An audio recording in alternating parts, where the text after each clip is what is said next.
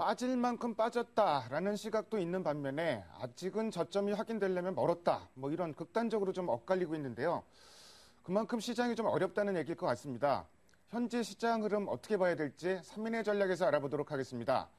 오늘 이 시간에는 NH농협증권의 김종수 연구위원과 IBK 투자증권의 김순영 연구원 두 분이 나와주셨습니다. 안녕하십니까? 안녕하세요.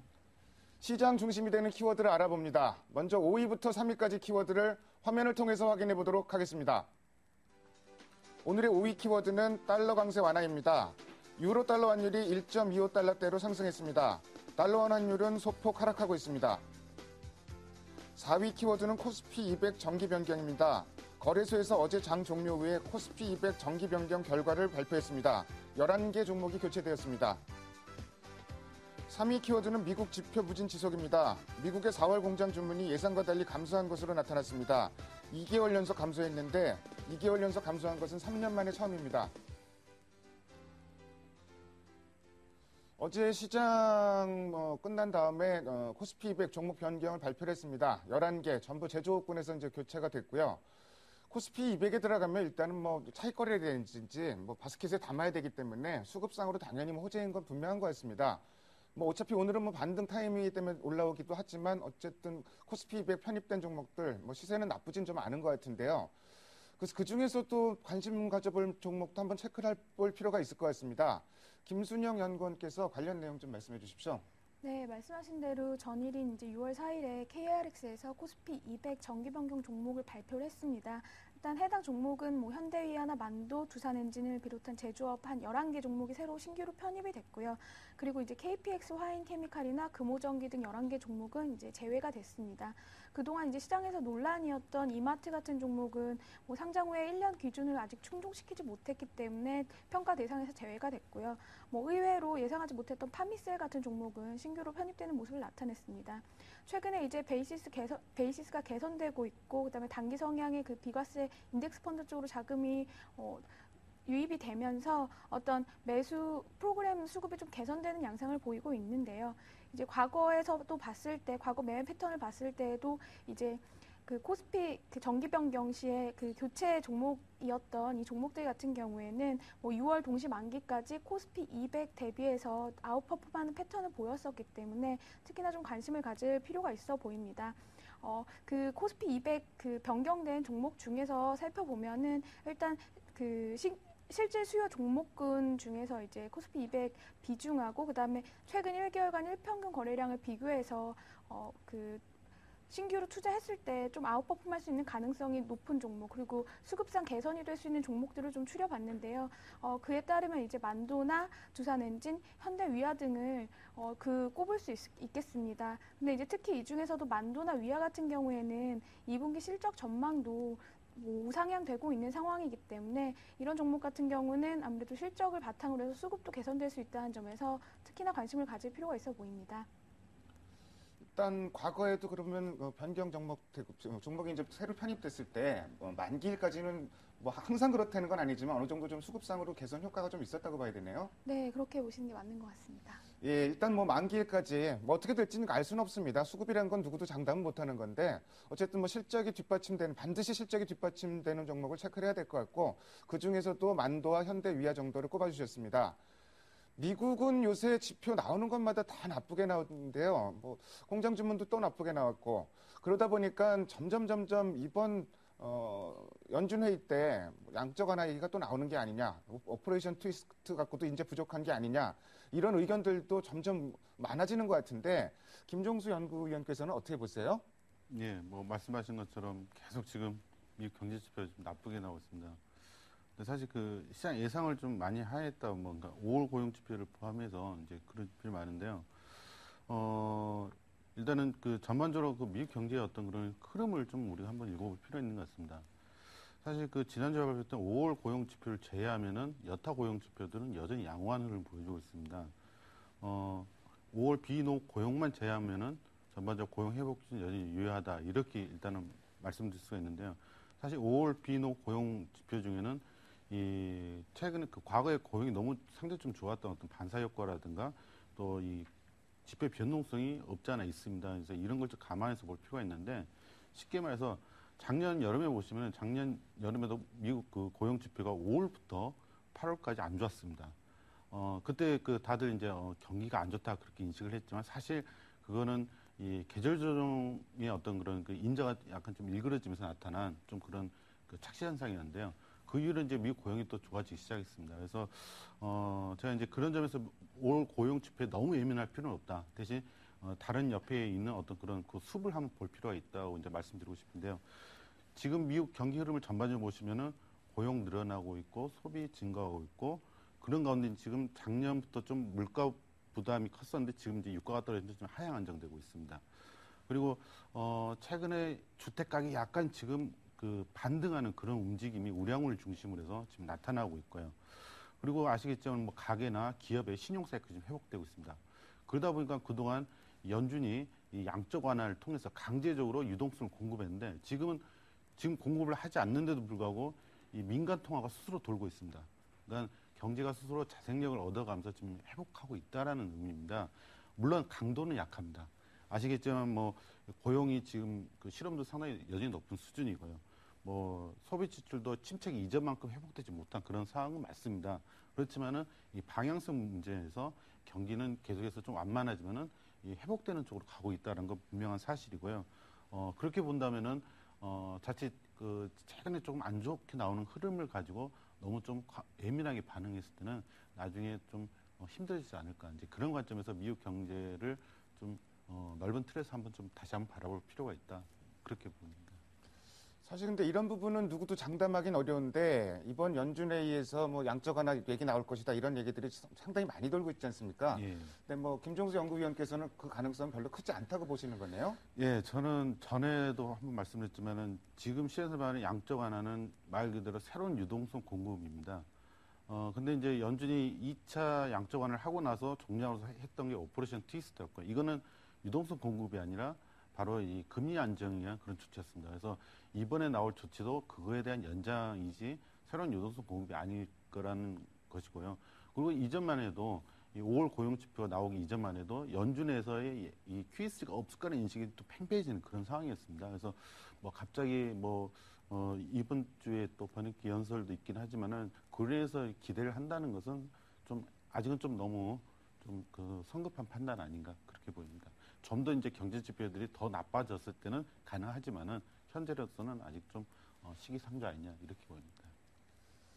시장이 워낙 빠지다 보니까 구원투수로 양적 완화가 나오면 시장이 좀 반등하지 않을까 이런 기대감이 사실은 그런 예측들을 더 불러오는 것 같은데 조금 냉정하게 생각할 필요도 있을 것 같고요. 이번 주에 버냉키 의장 연설 그리고 베이지북도 공개가 되는데 거기서 어느 정도 좀 힌트가 나올 것 같은 생각은 듭니다. 다음으로 오늘의 2위 키워드를 화면을 통해서 확인해 보도록 하겠습니다. 오늘의 2위 키워드는 독일 유럽본드 수용 검토입니다. 독일에서 유럽본드를 수용할 것처럼 뭐 이렇게 검토한다 이렇게 뭐 얘기가 좀 입장이 좀 서늘했는데요.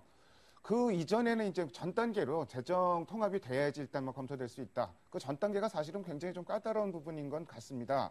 그래서 뭐 유럽본드 도입되면은 어떤 뭐 획기적인 계기가 될 텐데 독일 입장에서는 사실 뭐 지금 그 독일 국채 거의 제로 금리인데 그거를 비싼 금리를 주고 발행을 할 뭐 다른 어떤 반대급부가 없다면 발행할 가능성은 뭐 크다고 보기는 좀 어려울 것 같은데 뭐 역설적으로 얘기하면은 유로존 상황이 그만큼 좀 다급해졌다는 얘기일 것도 같습니다.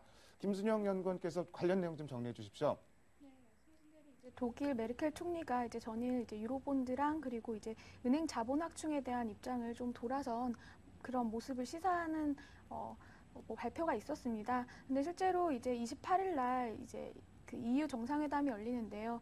이제 거기에서 아무래도 결국은 유로존 재정 위기를 해결하기 위한 마스터 플랜을 결국은 짜야 되는데 그 전에 아무래도 뭐 일부 이제 합의 가능성이 있다라는 거를 표현하는 하나의 그런 과정이라고 보시면 될 것 같습니다. 어쨌든 유로본드가 만약에 발행이 된다면 시장에서는 좀 크게 환호할 수 있는 긍정적 재료라고 보시면 될 것 같은데요. 일단 유로본드 같은 경우는 사실상 유로존의 어떤 그 재정 문제에 있어서 방화벽 문제를 좀 풀 수 있는 키라고 보시면 될 것 같습니다. 그 이유는 뭐 EFSF 같은 경우 2013년이면 이제 상반기 중에 이제 종료되는 상황이고, 게다가 지금 LTR로 3차 이야기가 나오고 있는데, 실제로 이제 ECB에서 S&P를 뭐 매입하고 있는 상황도 아니고, 지금 이제 뭐 6일날 ECB에서 이제 금통위가 있는데 이제 금리 인하 정도의 이제 카드를 제시할 것 같은데, 결국 최종 카드는 뭐 3차 LTRO인데 이게 이제 지금 현재로서는 뭐 이루어지기는 조금 희박한 상황이기 때문에, 이런 문제들을 감안하면은 유로본드가 최선의 어떤 문제 해결에 가장 큰 도움을 될 수 있는 부분이라고 보고 있고요. 그리고 다시 말씀을 드리면 이제 LTRO 같은 경우는 이제 만기가 3년이기 때문에 아무래도 그 듀레이션이 짧다는 단점을 가지고 있습니다. 이런 문제를 극복하기 위해서는 유로본드를 발행해야 되는데, 보통은 이제 그 선진국의 이제 국채 같은 경우 이제 10년 만기로 이루어지고 있기 때문에, 일단 규모면이나 그다음에 시간적 여유면에 있어서도 그 유로본드를 발행하는 것이 아무래도 유로존 재정 해결에 있어서는, 문제 해결에 있어서는 가장 중요한 요인으로 작용할 수 있을 것 같습니다. 일단 뭐 독일의 입장이 변화했다는 거, 그거 하나만으로도 일단 뭐 성과는 성과라고 볼 수 있을 것 같은데요. 어쨌든 유로본드 뭐 기대감을 상당히 많이 갖고 있는 것 같은데, 그 부분은 조금 더 지켜볼 필요가 있을 것 같습니다. 김순영 연구원께서도 이제 좀 전에 말씀하셨는데, 내일 유럽중앙은행의 통화정책회의가 열리고요. 그에 앞서서 오늘 밤에는 G7 재무장관과 중앙은행장들이 컨퍼런스 콜을 열게 됩니다.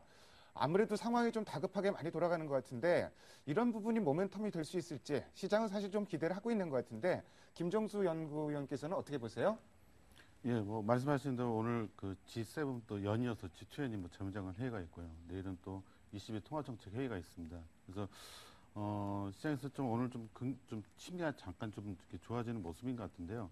사실 G7 재무장관 회의라든가 ECB 회의는 지금 유럽 문제 본질은 아닙니다. 사실 본질은 그리스입니다. 그래서 물론 이제 여기서 이제 지금 현재 그 스페인 문제 때문에 G7의 어떤 그런 그 재무장관 회의가 상당히 좀 영향이 있어지는 것 같고요.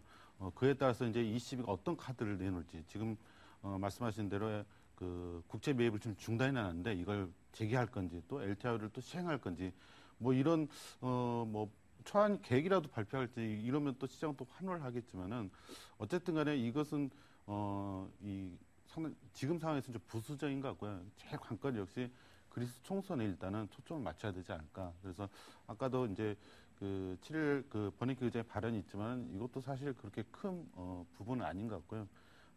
그리스 2차 총선과 그다음에 말씀하신 이번 달 말에 있는 EU 정상회담, 이게 이제 가장 그 어떤 모멘텀을 내지는 병목절을 만들 수 있는 그런 어떤 계기가 되지 않겠냐, 그렇게 보입니다. 뭐 통화정책회의, 어쨌든 시장이 뭔가 나올 것이다 기대는 좀 앞서가고 있는데, 그래서 뭐 과도한 기대감은 좀 자제할 필요가 있을 것 같고요. 일단 뭐 변곡점이 될 수 있는 요인은 그래도 그리스의 2차 총선이 가장 크지 않겠냐, 이런 의견을 주셨습니다. 다음으로 오늘의 1위 키워드를 화면을 통해서 확인해 보도록 하겠습니다. 오늘의 1위 키워드는 1800포인트 선 회복 시도입니다. 오늘 뭐 전형적으로 기술적 반등이라고 좀 볼 수 있습니다. 뭐 낙폭과대주들 업종 관계없이 다 올라와 있고요. 지금 코스피는 뭐 1800 회복해 있는 상태인데, 뭐 종가는 어떻게 끝날지는 잘 모르겠습니다. 뭐 1800선이라는 게 기술적으로 의미 있는 중요한 저항선은 아닌데, 아무래도 심리적으로 좀 부담을 주는 것 같습니다. 그래서 기술적 반등이다 보니 문제는 이제 그 연속해서 얼마나 올라갈지, 이런 부분을 장담하기 어렵다는 데 있을 것 같은데요. 김순영 연구원께서 현재 시장 흐름 어떻게 보시는지, 그리고 대응 전략도 같이 말씀해 주십시오. 네, 말씀하신 대로 지금 기술적 반등, 그리고 저가 매수 자금이 유입되면서 아무래도 코스피가 이제 1800포인트까지 좀 올라선 모습입니다.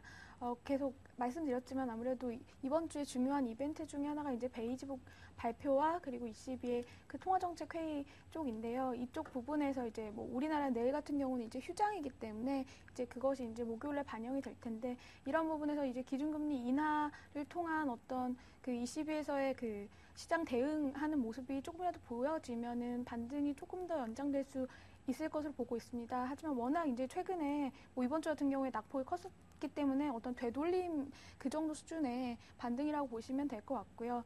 낙폭 과대주 같은 경우에는 5월에도 이제 코스피가 이제 급락을 하면서 이제 52주 대비 그 최저가 하위 스타일 같은 경우에 수익률이 다른 뭐 대형주 스타일이나 다른 그 스타일 대비해서 조금 선전하는 모습을 보였습니다.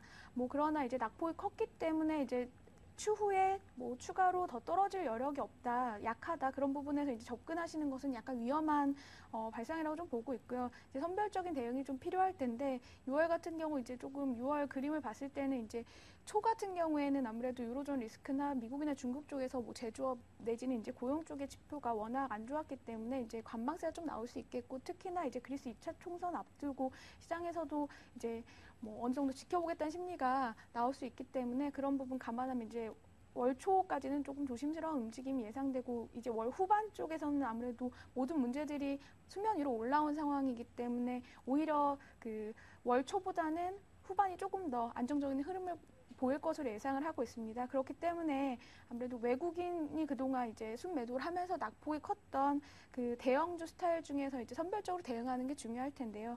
아무래도 조정 후에 이제 회복을 한다면 뭐 자기 자본 이익률 대비해서 PBR이 낮은 종목군 같은 경우에는 상대적으로 더 아웃퍼폼할 가능성이 좀 높다고 보고 있습니다. 그러니까 이제 뭐 외국인 순매도를 통해서 이제 낙폭이 과대한 종목 중에서 고ROE, 저PBR 스타일 정도가 뭐 그 투자하시기엔 조금 유리해 보이고요. 해당 종목 같은 경우는 S-오일이나 LG화학 그리고 현대중공업, 기아차, 그다음에 삼성생명, 한국가스공사, SK텔레콤 이런 종목들이라고 보시면 될 것 같습니다. 구체적인 종목들도 좀 언급을 해주셨는데요. 사실 오늘 지금 기술적 반등 타이밍인데 김순영 연구원 말씀대로라면 오늘 같은 날 좀 따라 사는 건 조금 무리라는 생각을 가져야 되겠네요. 네, 아무래도 이제 굵직한 이슈들이 많이 남아 있기 때문에 그런 부분들에 이제 대응을 지켜보시면서 이제 대응하시는 편이 아무래도 좀 좋을 것 같습니다. 일단 뭐 수급상으로도 사실 쉽진 않은 시장입니다. 어제 같은 날 뭐 농담처럼 이런 얘기를 했습니다. 뭐 사람은 주식을 다 팔고 기계만 주식을 샀다. 그래서 오늘은 외국인 주식 뭐 1,900억, 뭐 2,000억 가까이 좀 팔고 있고 국내 기관 매수세가 조금 좀 확대되면서 2,000억 원 가까이 들어오곤 있지만 그래도 시장을 끌어올리는 건 프로그램 매매의 힘이 좀 큰 것 같습니다. 수급 상황 만만치는 않은 것 같은데 김종수 연구위원께서 지금 주식시장 수급 상황 좀 정리 좀 해주세요. 예, 말씀하셨다시피 5월 들어서 보니까 외국인이 계속 매도를 했습니다. 이틀을 매수했더라고요. 근데 규모도 상당히 적습니다. 그래서 대신 이제 뭐 정부나 이제 투신 기관 쪽에서 이제 이번 좀 저가 매수를 좀 잡는 것 같은데요.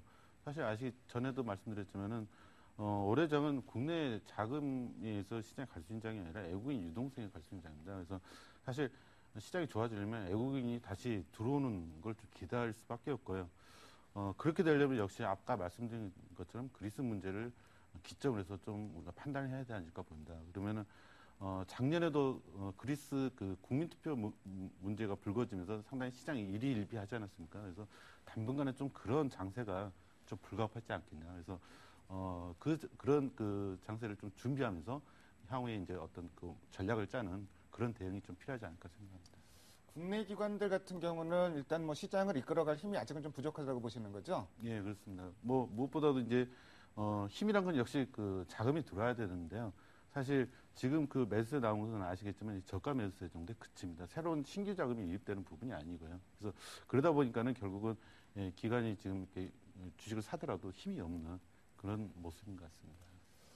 아무래도 뭐 수급상의 키팩터는 외국인이 될 수밖에 없을 것 같고 뭐 5월 시장도 그랬지만 외국인들이 주식을 팔면은 시장이 뭐 탄력 있게 상승하기는 좀 어려운 시장인 것 같습니다.